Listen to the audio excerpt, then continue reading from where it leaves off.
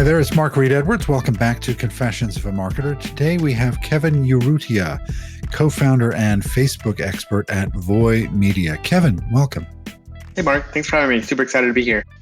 Yeah, it's great having you here. Can you share your background and maybe a little bit about Voy Media?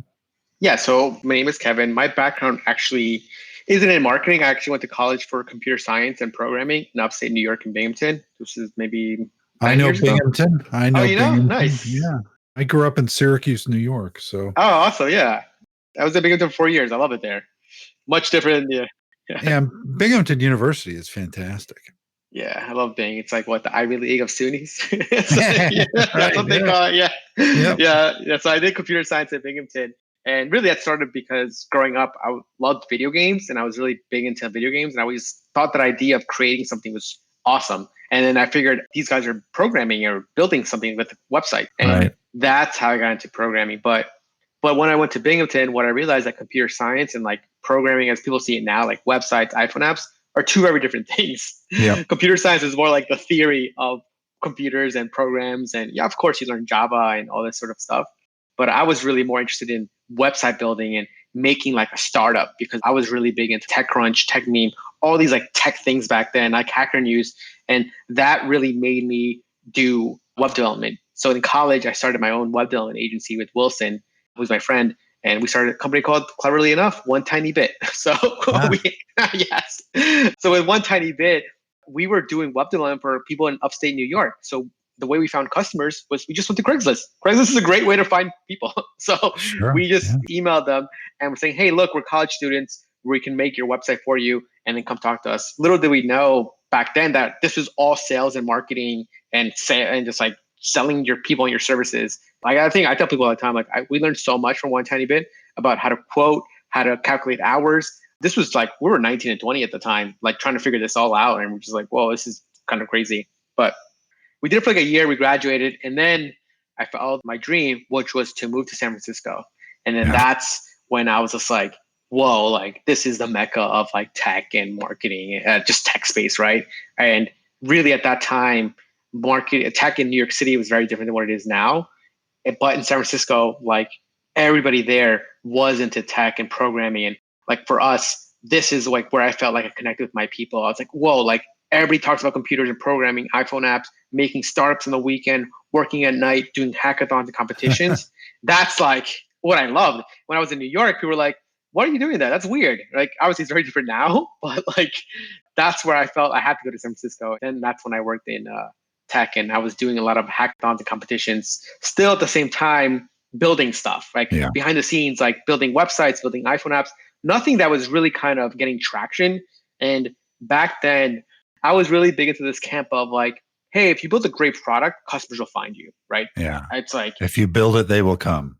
I was really big into that because I was like, yeah, like this totally makes sense to me, right? I was like, if you have a great software, a great website, people will just find you. And me and Wilson kept building stuff, but we never found traction. And that's when we realized like, hey, we actually have to do this thing called marketing. And that's when we started picking up about like first type of marketing that we learned. I think people always learn this is like, what's the best way to get free traffic? And I was like, oh, SEO. Yeah. So then we learned SEO, right?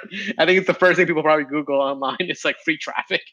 So then I was learning SEO. Anyways, long story short, getting this is I then went back to New York City because I was in California for a few years. I missed being back home and I really wanted to live in New York City because I grew up in Long Island. I was like, I gotta spend at least a year or two living in New York City. It's like the place that people dream of living and I have that chance to do it. I want to go do it. And that's when I started my Made company called Made Sailors, and completely different than tech. That's where I really learned about pure marketing. And that was like sales. Sales, I was in like talking to people on the phone because people will call to book their cleaning service. So I learned how to sell that type of thing on the phone. I also learned email marketing. I learned SEO and I learned Facebook marketing. And I always tell people like the way I learned was because I was like, hey, like I need to bring in customers. I got to figure out this stuff because I can't afford to pay anybody. So that was like kind of where that came from. Yeah. I was like, I got to figure this out. So I spent like all my day, like back then on SEO, you probably know like SEO Moz, Rand Fishkin was like the biggest like SEO personality out there. So I like was really following him and learning everything they were doing. And then for Facebook, just like online, reading all that stuff. And then email marketing, MailChimp was really big back then. I think now like Klaviyo took over. But yeah. But that's kind of how I started doing more marketing. And that led me to start my outdoor gear company that was more like an e-commerce business. And then after that, I started Chester, which is my luggage company. So really this concept of like building things is always something I've done since I was like 17. So I've always, when I tell people like, how did I build other companies? Because the Made company had traction improve. And that gave me the money to start other stuff. Yeah. Because I was like, wow, after building stuff for like years and finally something worked. And now I have money to actually build my other ideas. Right. So like, yeah, that's, I think, and people always tell me like, Made business, it's not sexy, but it allowed me to learn so much. And it gave me the freedom and ability to make other stuff. Right. And then that sometimes, I think you probably know, Mark, is like people want to build the first business. People want it to be like the best thing they've ever done. But like before the Made company, I did like 7 or 8 things that all sucked, but they helped me, right? They all like, they add to your body of knowledge. Yeah, exactly. And that's how people, it's like, I call it like a stair step approach, where it's like the first thing you may not like it, but it helps you go learn a little bit more. Okay, now you learn about hiring. Now you learn about firing. Now you learn about sales. Now you learn about Facebook, email. Like everything's a stair step. And you just, as you sort of going on this path, you get better and better. And then like Chester is much better because of all the failed stuff that I've done. And it was able to launch quicker and better and make more money faster than like my first thing I did, which I had no clue how to even like, do the basic marketing of that. But those experiences help you later on. And you may not think that starting a cleaning service or a Made company, whatever it was, would help you run Voy Media, but it does. I bet every day there's things that you learned in running that business that help you run your current business. Yeah, for sure. Just like the concept of like hiring people and bringing on great people is sort of like a thing that like, even for the Made company, there's so many things to delegate, which is like customers emailing you, customers calling you, and then you actually have to, the teams, right? The cleaners, think about it like taxi drivers, you're kind of like a dispatching service, right? So yeah, it's like you just think about it and it's like, you just learn. And similar to Voy Media, it's like you kind of learn, like you work with clients. Okay, who should you put on these teams based on personalities, based on types, based on what they've done before? It all kind of ties together. But yeah, and I guess Voy Media, going back to what that is, Voy Media right now, we mainly helps e-commerce businesses and digital products sell more online. Yeah. And that's through just paid social, Facebook ads, Instagram ads, YouTube and Snapchat are sort of our biggest channels that we work with. Yeah. So thinking about today's world and thinking about those social channels, what's the best kind of content to offer now? So right now, really the best type of content that we're seeing for any sort of product that you might have is still educational content. We still think that content is really good for a lot of businesses, especially if you're selling some sort of digital product online about, like, for example, a Facebook ads course or maybe a cooking course, right? Teaching people how to do it for free is still, I think, the best kind of content, because it's like you're really building your sort of like celebrityness, we call it, right? Which is like people get to know you and like, oh, I really like what you're teaching. I think you're a good person. Kind of like why you watch, like, for example, right now when you watch movies from a celebrity, you're like, oh, I like Brad Pitt because you've seen all his other stuff. Yeah. So you're kind of like using, now when he makes a new movie, it's like you're instantly, he knows he's going to get fans because they just like him as a person. And really you're building that sort of rapport with customers right now. Right. Yeah. Most companies that I know of that do social media usually focus on one platform. So it'll be a business that utilizes Instagram or Facebook. That then can kind of limit you, right? That you're only getting one audience coming to buy your products. How can you ensure that you get a kind of diversity of traffic across these platforms? Yeah. So sometimes, depending on what you're doing with Facebook, we've seen this too. A lot of business owners, they just get Instagram to sort of start flowing for traffic. But really with Facebook, it's the same platform. You can just say, hey, give me Facebook and Instagram. Mm-hmm. You just need to make your creative fit for both platforms. But let's say you're trying to go outside of that, Facebook, Instagram, and you want to do Google ads or even like YouTube ads. I tell people, like, you want to be thinking about, does your product or item make sense there? And a lot of times it does, just because YouTube is probably the second largest search engine in the world besides Google, and it's owned by Google. Right. So everybody's watching YouTube. Like YouTube, you just need to make your content related to what people think about it. So for example, going back to what we said, like educational content works really well on YouTube because people go to YouTube to watch a video on how to do things. The how-to query on YouTube is probably like the one of the most searched queries that Google said that people look for on the platform. So if you're selling like bow ties, for example, you should probably put on like how to put on a bow tie. Sure. What are good shirts that go with bow ties, right? All that content around there, and then you can advertise to those people on those channels or the videos that they watch that you own the content for. So I think it's like just thinking about the platform and how do you apply for that. Whereas like Instagram, I think Instagram is trying to compete with YouTube with like Instagram's TV or whatever, but it's still not a good search engine such as YouTube, for example. Yeah. Can we think kind of globally here? Think about platforms like what we just discussed and Snapchat, TikTok, and all that. If I run a company and it's based in Silicon Valley, just for argument's sake, but I know that there's a market for my stuff in Thailand and Australia and maybe in Chile or somewhere like that. How can I ensure that I find the right platforms that are good in those countries and those areas and appropriate for what I want to sell or market? If you think of India, that's kind of like a world unto itself. There are platforms over there that are very successful that don't even really exist elsewhere. And same with China, obviously, for certain reasons. They have their own kind of internet that is contained in China. I'm just wondering how you can ensure that you use the right vehicles to appeal to the right areas. Yeah, no, that's a good question because we work with some clients that sell into some of these like countries that you mentioned. But number one thing first is if you really want to go to these countries where, like, say, India, just completely different way of doing business, or even China, I always tell people, like, ideally kind of want to work with somebody that's in that country that that knows the lingo, that knows the space. And there's a few ways to do this. One is just to hire somebody from there, but like there's other platforms here in like Upwork, for example, that you can go in and that we've done before successfully, where we just say, hey, look, we're looking for a consultant that has lived in these countries that can help us market our product. And then that person can help you really understand what the platforms are. Sometimes you just can't get approval if you're in the US. And really, if you think about some of these bigger companies, that's why they have like divisions in that country, because they hire local people to really help with that business.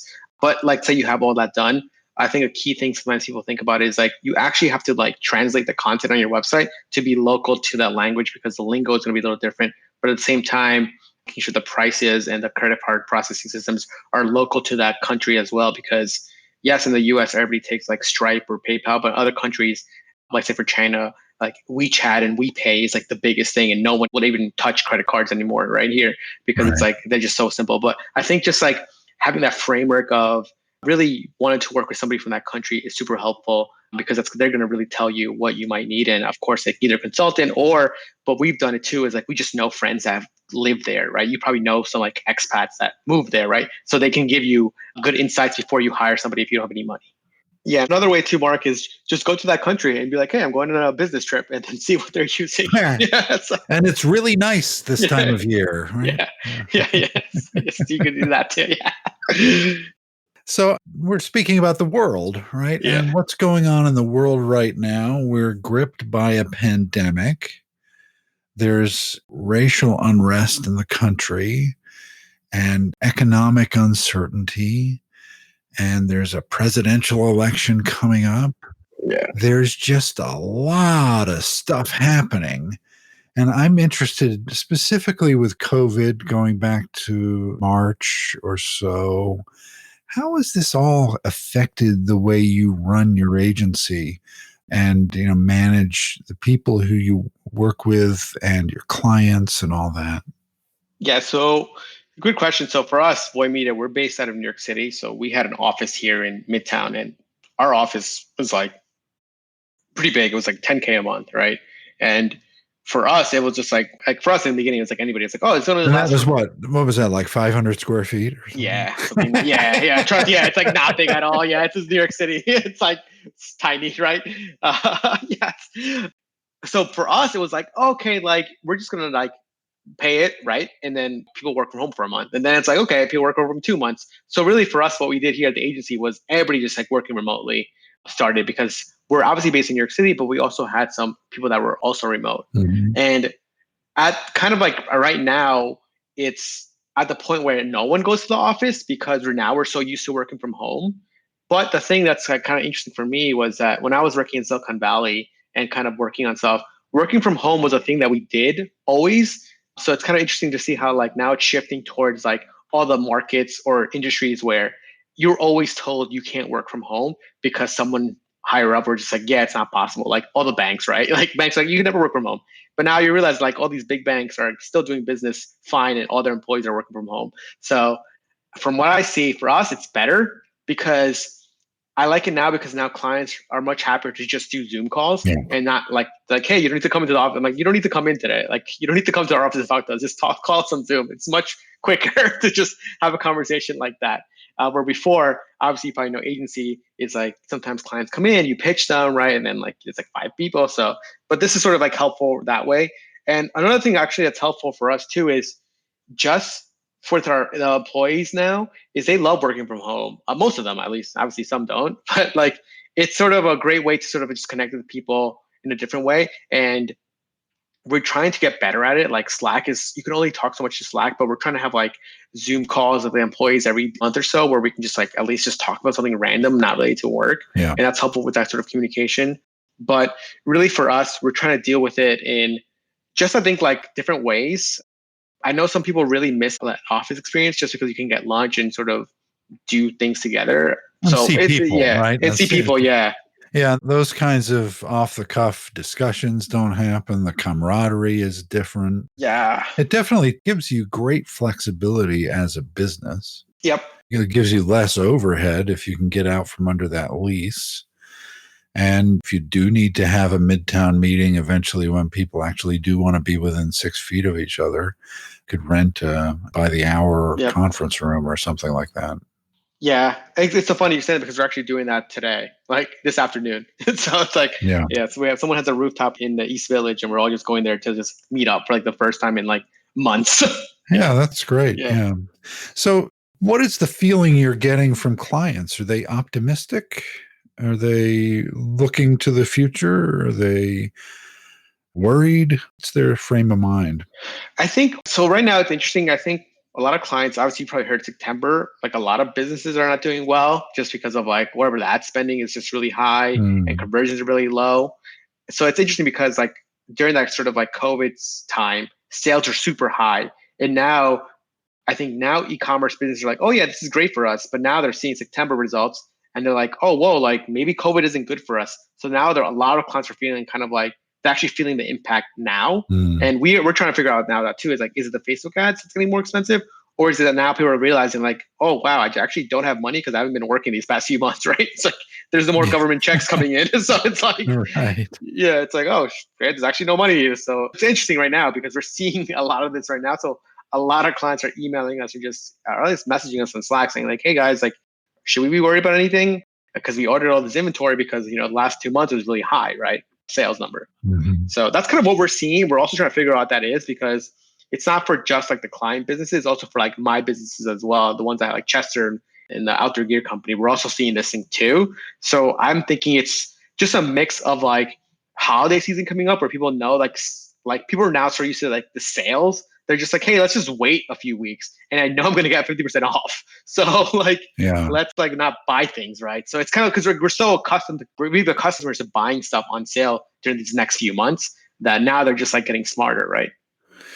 Yeah. So they're maybe cautious. Yeah. Maybe a little bit worried and cautious about what the rest of this year holds and certainly what 21 is going to look like. Yeah, I think so too.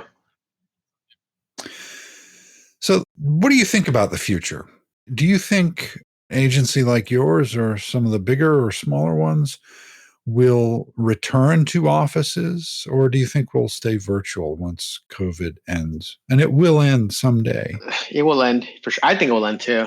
From my thoughts, at least for us, I think a lot of people are going to want to be remote. I think it showed people like how much they can actually work from home and how much they enjoy working from home without commuting. I think the commute part is the biggest thing that's affected people. Even for me, like I live in the city and I work in the city, it's still like an hour each way.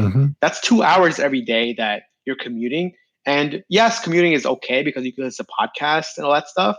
But now you're just like, whoa, that's 2 hours. Like I can just be at home, waking up, and then literally turning on my computer and just like washing my face, and I'm ready to go. Right? That's like, Yeah, yeah. yeah. So I think for us, I would love for us to work home. And I told my employees like, yeah, we can probably work from home. And a lot of employees like that because now they're like, hey, can I just like work from anywhere? I'm like, technically, yeah. Like as long as you get your work done, right? It's like Yeah. that's like, and then but at the same time, we have some employees that do miss that camaraderie. So we're thinking it's got to be a little mix of both, right? Because Yeah. you can't, it's going to be hard to please everybody, and you got to make the best decision for your company with the employees you have. So we're thinking we might have like maybe like a WeWork was great, but I'm not sure if they're still alive or if they're under business. I don't know Yeah, what I haven't heard news with them, right? much about Yeah, I it. haven't heard of them either. So yeah, I'm not sure. But WeWork was like a good thing for like, I think WeWork is even better now after COVID because it's like now their stuff makes sense where it's like these little hot spots or remote spots, right? So that's sort of what I'm thinking. Yeah.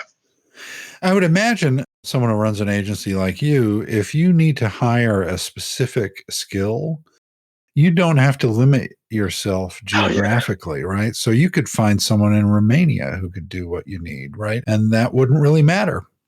Exactly. Yeah. Like, and that's exactly what we do. We have a lot of people that we hire overseas. We have a lot of people in Europe and France. One of my best creative guys that I work with, he's actually lives in Slovenia. So Yeah. we're a small country and he's great. I tell people like, I think exactly what you said. It's with this sort of whole COVID thing, the hiring is going to be very different. And you can realize that you can really work with people around the world. So like, it's interesting because like for me, from a programming background, we've always done that because like programmers are just everywhere remotely. And so it's interesting to see it happen in like all the other industries. Yeah. And I think it's great for more people, more opportunity, because a lot of times people move to like, let's say the city, New York City, for example, because that's the only place where they can get a job. Now it's like, no, you can still live in like your state in the Midwest and have a job that's great from New York. So I think it's great for just humans in general. Like you don't need to be crowded in these big cities. That's something I think I'm realizing too. I'm like, I live in an apartment here in Brooklyn. Like I should get a house instead, right? So it's like, Right. Yeah, it is funny. Within the last few years before coronavirus, there was this trend with some companies saying, and we're going to stop work from home. I think Yahoo did it several years ago. IBM did it before, well, maybe after that, said people need to work in an office. And I just think this has completely disrupted that. Yeah. Oh, yeah, for sure. And I also think working in the office is like really silly, in my opinion. Like, I mean, you probably had Mark, or you probably had your employees or coworkers that like they're in the office, they still don't work. Like it doesn't matter. Yeah, they still Right. don't work. Yeah. It's not about location; it's about desire to work. Yeah. I'm like, I tell people all the time, I've literally had employees that like, I'm literally sitting next to them and they're still falling asleep. I'm like, okay. Like, yeah, it's just desire. That doesn't, yeah, location doesn't help that, right? It's like, like they come in for an hour and they're juiced up and then they're like, oh shit. Like, yeah. But there's also the argument that bringing, especially creatives, Yep. giving them the space to do their work and do it in their own environment, in their home office or wherever they do it, is going to be better than putting them in a cubicle farm in some big office complex. That they're going to do better work, and they're probably going to apply themselves even harder to a problem to help solve it, rather than being on the subway or in their car for an hour and a half every day on the way to and from work. Yeah, I think so too. And I think the biggest thing that people probably going to realize is that they actually do need like a space where it's like completely home office. And I think that home office concept is going to be really big soon. Exactly. Yeah. You can't do this at your dining room table long term. You can do it for a few months. Yeah. But after a while, it'll drive you up a wall. I was doing home office from my couch and I was like, this is the worst thing ever. I was like, I cannot concentrate at all. And then I finally got a standing desk. I'm like, oh my God, this is so, now I'm like, I never want to leave this. Yeah. Working from the couch is like a really short-term thing. Yeah. You could do it for an afternoon, but it's not a long-term thing. And you do need space. Like if you're going to do a lot of Zoom calls and you don't live by yourself, you need to have some room to do that where it's quiet. Yeah, for sure. Yeah, it's exactly. Yeah. This was great. It was great learning about your business and how you're helping clients. And I'm always open for a discussion about content. This was a lot of fun, Kevin. Thanks so much for joining me. Thank you, Mark. Thanks for having me.